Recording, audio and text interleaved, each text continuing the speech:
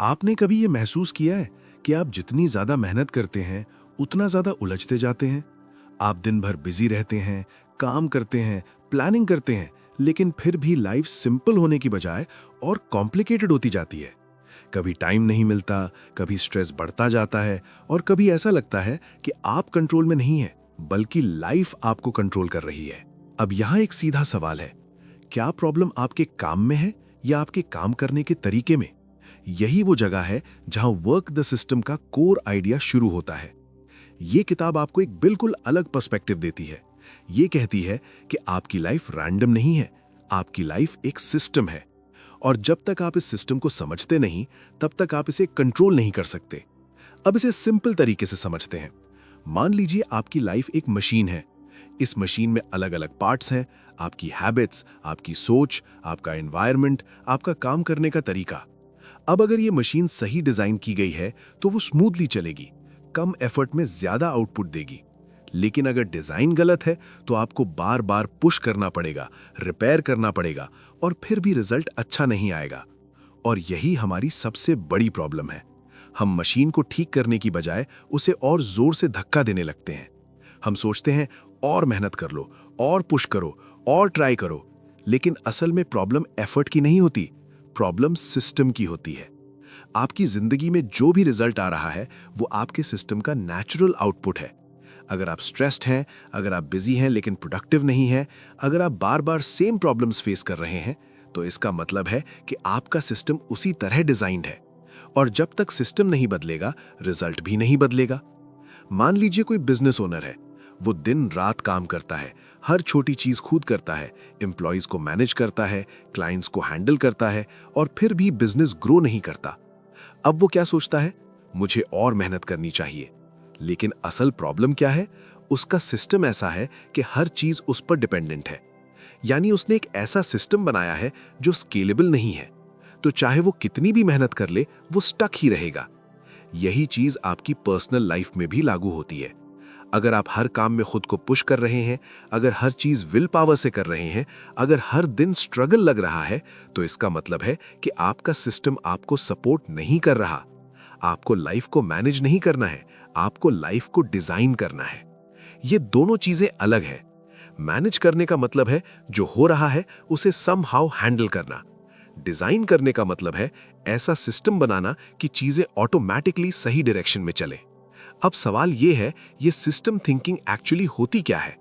System thinking का मतलब है आप चीजों को आइसोलेटेड इवेंट्स की तरह नहीं देखते, आप उन्हें एक इंटरकनेक्टेड प्रोसेस की तरह देखते हैं।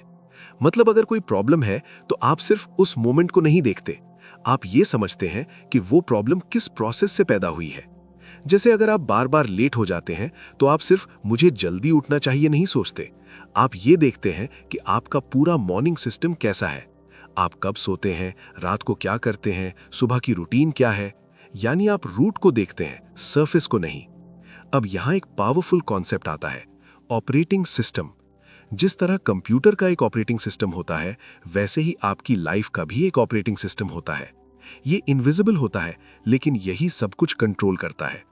आप कैसे सोचते हैं, कैसे रिएक्ट करते हैं, कैसे डिसीजंस लेते हैं, ये सब आपके इंटरनल ऑपरेटिंग सिस्टम का रिजल्ट है। और अगर ये सिस्टम फ्लॉड है तो आउटपुट भी फ्लॉड होगा। आप अपनी करंट लाइफ के आर्किटेक्ट हैं। ये सुनना आसान नहीं है, लेकिन ये सच है। जो भी रिजल्ट्स आपकी लाइफ में हैं, गुड या बैड, वो आपके सिस्टम का आउटकम है। और ये रियलाइजेशन आपको ब्लेम नहीं करता, ये आपको पावर देता है। क्योंकि अगर सिस्टम आपने बनाया है तो आप उसे बदल भी सकते हैं। आप जितनी ज्यादा मेहनत करते हैं, अगर सिस्टम गलत है तो आप उतनी तेजी से गलत डायरेक्शन में बढ़ते हैं। ये बहुत डेंजरस है, क्योंकि आपको लगता है कि आप प्रोग्रेस कर रहे हैं, लेकिन असल में आप उसी लूप में फंसते जा रहे हैं। अब यहां एक सिंपल क्वेश्चन, आप अपनी लाइफ को पुश कर रहे हैं या डिजाइन कर रहे हैं? अगर आप पुश कर रहे हैं तो आप थकेंगे, अगर आप डिजाइन कर रहे हैं तो लाइफ आसान होने लगेगी। आपकी लाइफ प्रॉब्लम्स का कलेक्शन नहीं है, ये सिस्टम्स का रिजल्ट है। और जब आप ये समझ जाते हैं तो आपकी पूरी सोच बदल जाती है। आप कंप्लेन करना बंद करते हैं और डिजाइन करना शुरू करते हैं।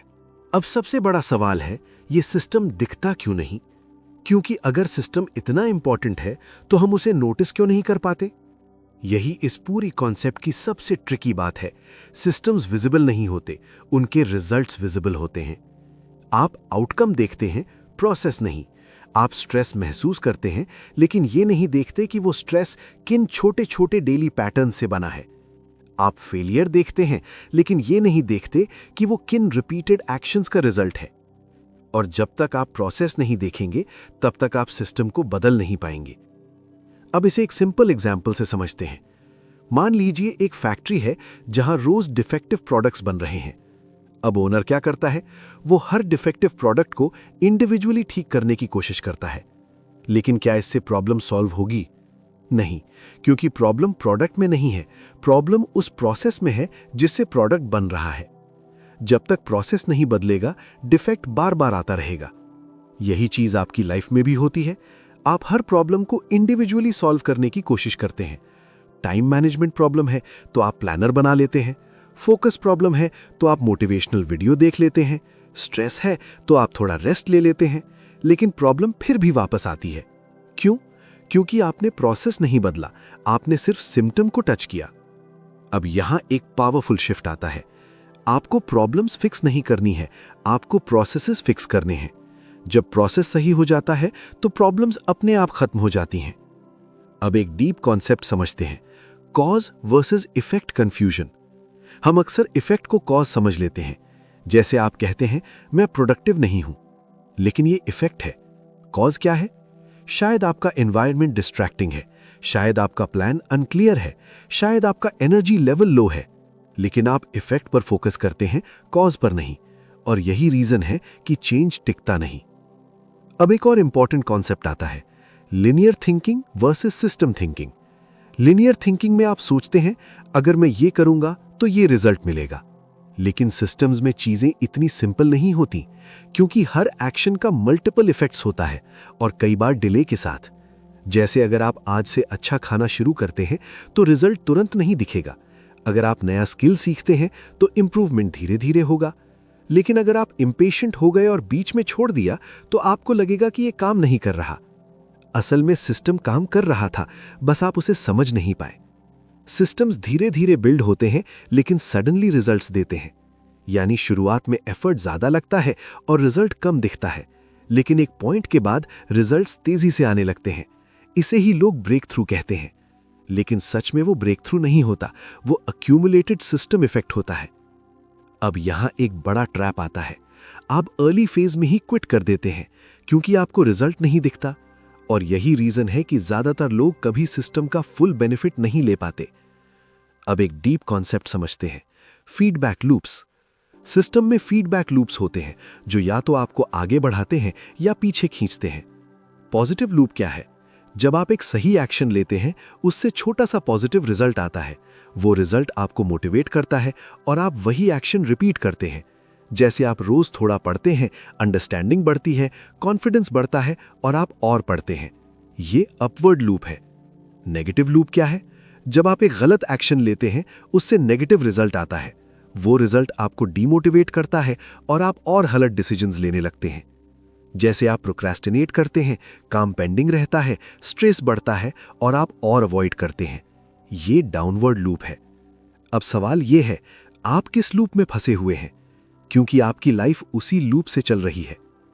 अब एक इंपॉर्टेंट कॉन्सेप्ट, सिस्टम स्टेबिलिटी। हर सिस्टम अपनी करंट स्टेट को मेंटेन करने की कोशिश करता है। मतलब अगर आप एक सर्टेन लाइफस्टाइल में हैं, तो सिस्टम आपको उसी में बनाए रखने की कोशिश करेगा। इसलिए जब आप चेंज करने की कोशिश करते हैं तो रेजिस्टेंस आता है। आप नई हैबिट शुरू करते हैं, लेकिन आपका माइंड आपको पुराने पैटर्न में खींचता है। ये फेलियर नहीं है, ये सिस्टम रेजिस्टेंस है।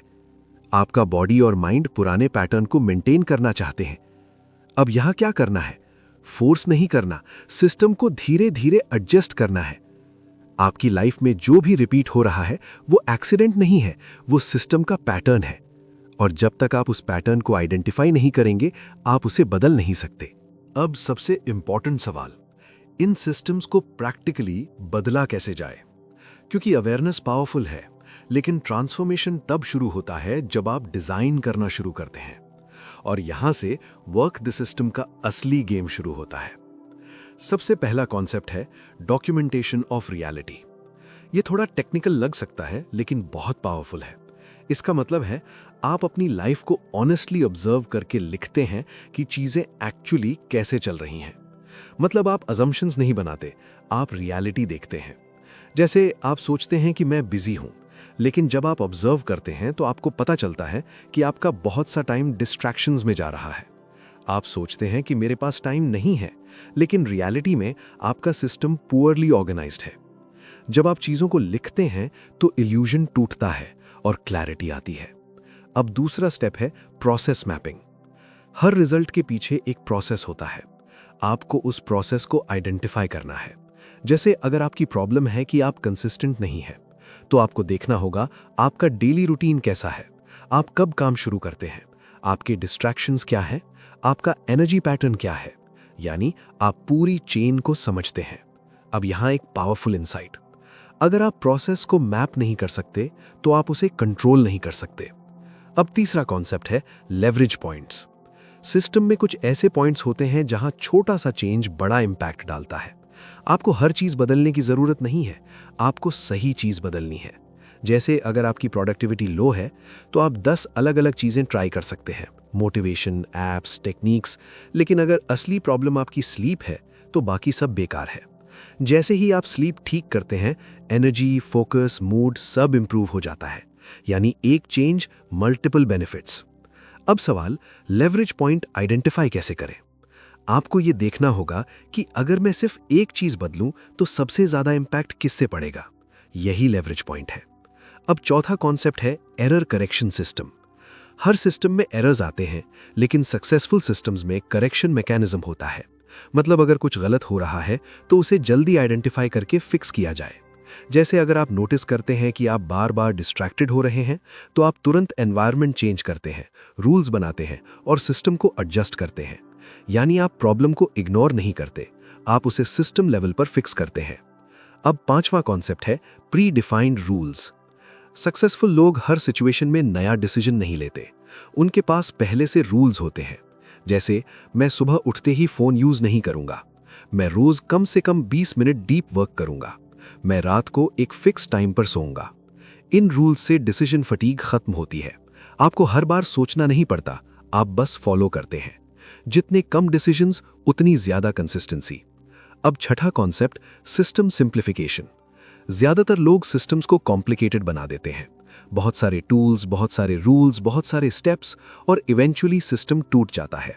लेकिन पावरफुल सिस्टम्स हमेशा सिंपल होते हैं। सिंपल सिस्टम्स टिकते हैं, कॉम्प्लिकेटेड सिस्टम्स टूटते हैं। अब एक प्रैक्टिकल एग्जाम्पल बनाते हैं। मान लीजिए आपका गोल है डेली फोकस्ड वर्क करना, तो आपका सिस्टम कुछ ऐसा हो सकता है। आप एक फिक्स टाइम डिसाइड करते हैं, आप डिस्ट्रैक्शंस रिमूव करते हैं, आप सिर्फ 25-30 मिनट के सेशंस बनाते हैं, आप सेशन के बाद छोटा ब्रेक लेते हैं और आप डेली प्रोग्रेस ट्रैक करते हैं। बस ये सिंपल सिस्टम है लेकिन पावरफुल है। अब एक और powerful concept, system dependency removal. अगर आपका सिस्टम किसी एक चीज पर ज्यादा डिपेंड करता है तो वो फ्रैजाइल बन जाता है। जैसे अगर आपका वर्क सिर्फ मोटिवेशन पर डिपेंड करता है तो सिस्टम अनस्टेबल है। अगर आपका बिजनेस सिर्फ एक पर्सन पर डिपेंड करता है तो सिस्टम रिस्की है। आपको सिस्टम को ऐसा बनाना है कि वो इंडिपेंडेंट और स्टेबल हो। अब यहां एक बहुत बड़ा सच है, सिस्टम बनाना ही काफी नहीं है, उसे लंबे समय तक स्टेबल रखना ही असली मास्टरी है। क्योंकि शुरुआत में हर सिस्टम परफेक्ट लगता है, आप एक्साइटेड होते हैं, क्लैरिटी होती है, सब कुछ अंडर कंट्रोल लगता है। लेकिन कुछ समय बाद रियलिटी सामने आती है। Unexpected problems, mood swings, distractions, fatigue और धीरे धीरे सिस्टम टूटने लगता है। और यही वो फेज है जहां ज्यादातर लोग हार मान लेते हैं। तो अब हमें यह समझना होगा कि सिस्टम को सिर्फ बनाना नहीं है, बल्कि उसे स्टेबल, फ्लेक्सिबल और लॉन्ग टर्म टिकाऊ कैसे बनाना है। सबसे पहला कॉन्सेप्ट है सिस्टम फटीग। जब आप किसी सिस्टम को फॉलो करते हैं तो शुरुआत में आप कॉन्शियस रहते हैं, हर स्टेप सोच कर करते हैं, लेकिन धीरे धीरे आपका ब्रेन थकने लगता है, उसे बार बार डिसीजंस लेना हैवी लगने लगता है और वो शॉर्टकट्स ढूंढने लगता है। यही रीजन है कि कुछ दिनों बाद आप सिस्टम को इग्नोर करने लगते हैं। अब इसका सोल्यूशन क्या है? सोल्यूशन है ऑटोमेशन। आपको सिस्टम को इतना सिंपल और रिपीटेबल बनाना है कि वो हैबिट बन जाए। जितना कम आपको सोचना पड़े उतना ज्यादा सिस्टम टिकेगा। अब दूसरा कॉन्सेप्ट, बेसलाइन हैबिट्स। आपको अपने सिस्टम में कुछ ऐसी हैबिट्स रखनी है जो मिनिमम स्टैंडर्ड डिफाइन करे। मतलब चाहे कुछ भी हो जाए, आप वो मिनिमम काम करेंगे। जैसे मैं रोज कम से कम 10 मिनट पढ़ूंगा, मैं रोज 5 मिनट प्लानिंग करूंगा। ये बेसलाइन हैबिट्स आपके सिस्टम को कोलैप्स होने से बचाती हैं। अब तीसरा concept, review and adjust. System static नहीं होता, वो डायनामिक होता है। टाइम के साथ आपकी लाइफ बदलती है, प्रायोरिटीज बदलती हैं, चैलेंजेस बदलते हैं। अगर आप सिस्टम को अपडेट नहीं करेंगे तो वो आउटडेटेड हो जाएगा। इसलिए आपको हर हफ्ते या हर महीने सिस्टम को रिव्यू करना होगा। खुद से पूछिए, क्या ये सिस्टम अभी भी काम कर रहा है? क्या इसमें कुछ इंप्रूव करने की जरूरत है? यही कंटिन्यूस इंप्रूवमेंट आपको लॉन्ग टर्म सक्सेस देता है। अब एक डीप कॉन्सेप्ट, ओवरलोड अवॉइडेंस। बहुत लोग सिस्टम बनाते समय ओवर एक्साइटेड हो जाते हैं। वो बहुत सारे रूल्स ऐड कर देते हैं, बहुत सारी हैबिट्स एक साथ शुरू कर देते हैं और कुछ ही दिनों में सिस्टम क्रैश हो जाता है। इसलिए आपको ये समझना होगा, सिस्टम उतना ही पावरफुल है जितना आप उसे कंसिस्टेंटली फॉलो कर सकते हैं। कम लेकिन सस्टेनेबल, ज्यादा लेकिन अनस्टेबल से बेहतर है। अब चौथा कॉन्सेप्ट, एनर्जी मैनेजमेंट। आपका सिस्टम सिर्फ टाइम पर डिपेंड नहीं करता, वो एनर्जी पर डिपेंड करता है। अगर आपकी एनर्जी लो है तो बेस्ट सिस्टम भी फेल हो जाएगा। इसलिए आपको अपने एनर्जी साइकिल्स को समझना होगा। कब आप सबसे ज्यादा फोकस्ड रहते हैं, कब आप टायर्ड रहते हैं, और उसी के हिसाब से सिस्टम डिजाइन करना होगा। अब पांचवा कॉन्सेप्ट, फेलियर रिकवरी सिस्टम। यह बहुत इंपॉर्टेंट है क्योंकि फेलियर होगा, मिस्टेक्स होंगी, सिस्टम कभी कभी टूटेगा, लेकिन सवाल यह है कि आप कितनी जल्दी वापस आते हैं। आपको पहले से प्लान करना होगा। अगर मैं मिस करूं तो क्या करूंगा? अगर मैं डिस्ट्रैक्शन में चला जाऊं तो कैसे वापस आऊंगा? यानी आप फेलियर को अवॉइड नहीं कर रहे, आप उससे रिकवर करने का सिस्टम बना रहे हैं। अब एक पावरफुल इनसाइट, स्ट्रॉन्ग सिस्टम वो नहीं होता जो कभी फेल नहीं होता। स्ट्रॉन्ग सिस्टम वो होता है जो जल्दी रिकवर कर लेता है। अब छठा कॉन्सेप्ट, एनवायरनमेंट रीइंफोर्समेंट। आपका एनवायरनमेंट आपके सिस्टम को सपोर्ट भी कर सकता है और डिस्ट्रॉय भी।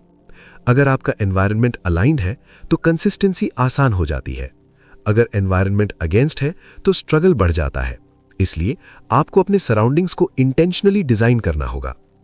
आपकी फ्रीडम आपके सिस्टम में छुपी है। जब आपका सिस्टम स्टेबल होता है तो आप स्ट्रेस फ्री हो जाते हैं। आपको हर चीज मैन्युअली कंट्रोल नहीं करनी पड़ती, चीजें फ्लो में होने लगती हैं। अब एक विजुअलाइजेशन। मान लीजिए आपकी लाइफ एक प्लेन की तरह है। अगर आप हर टाइम मैन्युअली कंट्रोल कर रहे हैं तो आप थक जाएंगे, लेकिन अगर आपने ऑटो पायलट सिस्टम सेट कर दिया तो प्लेन स्मूथली चलता रहेगा। यही सिस्टम्स का पावर है। अब सबसे पावरफुल स्टेप आता है सिस्टम मास्टरी। क्योंकि सिस्टम बनाना और उसे मेंटेन करना एक लेवल है, लेकिन जब आप सिस्टम्स को कॉन्शियसली यूज करके अपनी लाइफ को स्केल करने लगते हैं, वही असली मास्टरी है। सबसे पहले एक डीप रियलाइजेशन, आपकी जिंदगी में हर लेवल पर अलग सिस्टम की जरूरत होती है। जो सिस्टम आपको एक लेवल तक ले जाता है, वही सिस्टम आपको अगले लेवल तक नहीं ले जा सकता। मतलब अगर आप बिगिनर हैं तो सिंपल सिस्टम काफी है, लेकिन जैसे जैसे आप ग्रो करते हैं आपको सिस्टम को अपग्रेड करना पड़ेगा। अब एक कॉन्सेप्ट समझते हैं, सिस्टम स्केलिंग। स्केलिंग का मतलब है आप सेम एफर्ट से ज्यादा आउटपुट जनरेट करना। जैसे अगर आप एक कंटेंट क्रिएटर हैं और आप मैन्युअली हर चीज कर रहे हैं तो आपकी ग्रोथ लिमिटेड रहेगी। लेकिन अगर आप सिस्टम बना लेते हैं, प्लानिंग, स्क्रिप्टिंग, एडिटिंग, पब्लिशिंग, तो आपका आउटपुट मल्टीप्लाई हो जाता है। यानी आप हार्डर नहीं, स्मार्टर काम कर रहे हैं। अब एक और पावरफुल कॉन्सेप्ट, डेलीगेशन माइंडसेट। यह सिर्फ बिजनेस में नहीं, लाइफ में भी अप्लाई होता है। आपको हर चीज खुद करने की जरूरत नहीं है। कुछ चीजें ऑटोमेट हो सकती हैं, कुछ सिंप्लीफाई, कुछ एलिमिनेट। जब आप अननेसेसरी चीजों को हटाते हैं तो आपका फोकस इंपॉर्टेंट चीजों पर जाता है और वही आपकी ग्रोथ को एक्सेलरेट करता है। आपकी लाइफ की क्वालिटी इस बात से तय होती है कि आप किन चीजों पर फोकस करते हैं और किन चीजों को इग्नोर करते हैं। सिस्टम मास्टरी का मतलब है आप कॉन्शियसली डिसाइड करते हैं कि आपकी एनर्जी कहां जाएगी। अब एक कॉन्सेप्ट, कंपाउंडिंग सिस्टम्स। जब आप एक अच्छा सिस्टम बनाते हैं और उसे लंबे समय तक फॉलो करते हैं तो उसका इफेक्ट कंपाउंड होने लगता है। जैसे अगर आप रोज थोड़ा थोड़ा सीखते हैं तो कुछ महीनों में आपकी नॉलेज एक्सपोनेंशियली बढ़ जाती है। अगर आप रोज थोड़ा इंप्रूव करते हैं तो कुछ सालों में आप कंप्लीटली डिफरेंट लेवल पर पहुंच जाते हैं। यही कंपाउंडिंग है। लेकिन यहां एक ट्रैप है। लोग कंसिस्टेंसी छोड़ देते हैं जब रिजल्ट तुरंत नहीं दिखता। उन्हें लगता है कि कुछ हो नहीं रहा, लेकिन असल में सिस्टम क्वाइटली काम कर रहा होता है और एक पॉइंट के बाद रिजल्ट्स एक्सप्लोड करते हैं।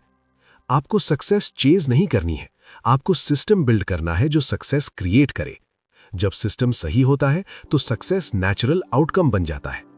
अब यहां एक बहुत डीप बात, आपकी आइडेंटिटी ही आपका अल्टीमेट सिस्टम है। जब आप खुद को एक सर्टेन टाइप का इंसान मानने लगते हैं तो आपकी हैबिट्स, डिसीजंस, एक्शंस सब उसी डायरेक्शन में अलाइन हो जाते हैं। अगर आपकी आइडेंटिटी है मैं डिसिप्लिन्ड हूं, मैं कंसिस्टेंट हूं, मैं सिस्टम्स पर काम करता हूं, तो आपको खुद को पुश करने की जरूरत नहीं पड़ेगी। आप नेचुरली वैसे ही बिहेव करेंगे। आप अपनी लाइफ में कौन सा सिस्टम मास्टर करना चाहते हैं? Health, career, learning, business? जो भी एरिया चूज करें वहां एक सिंपल सिस्टम बनाइए और उसे कंसिस्टेंटली इंप्रूव कीजिए। अब इस पूरी जर्नी को एक सिंपल सेंटेंस में समझते हैं। आप अपनी लाइफ को कंट्रोल नहीं कर सकते, लेकिन आप अपने सिस्टम्स को कंट्रोल कर सकते हैं और वही सिस्टम्स आपकी लाइफ को कंट्रोल करते हैं। अब एक फाइनल विजुअलाइजेशन। इमेजिन कीजिए कि आपकी लाइफ एक गार्डन की तरह है। अगर आप रैंडमली बीज डालते हैं तो कुछ भी ग्रो हो सकता है, लेकिन अगर आप कॉन्शियसली प्लान करते हैं कौन सा सीड कहां कैसे, तो आपका गार्डन ब्यूटीफुल बनता है। यही सिस्टम थिंकिंग है। अगर इस वीडियो से आपको क्लैरिटी मिली है तो इसे यहीं मत छोड़िए। अपनी लाइफ में एक छोटा सा सिस्टम आज से बनाइए। वीडियो अच्छा लगा हो तो लाइक और सब्सक्राइब जरूर करें और कमेंट में बताएं आप कौन सा सिस्टम बिल्ड करने वाले हैं। सीखते रहिए, बढ़ते रहिए। धन्यवाद।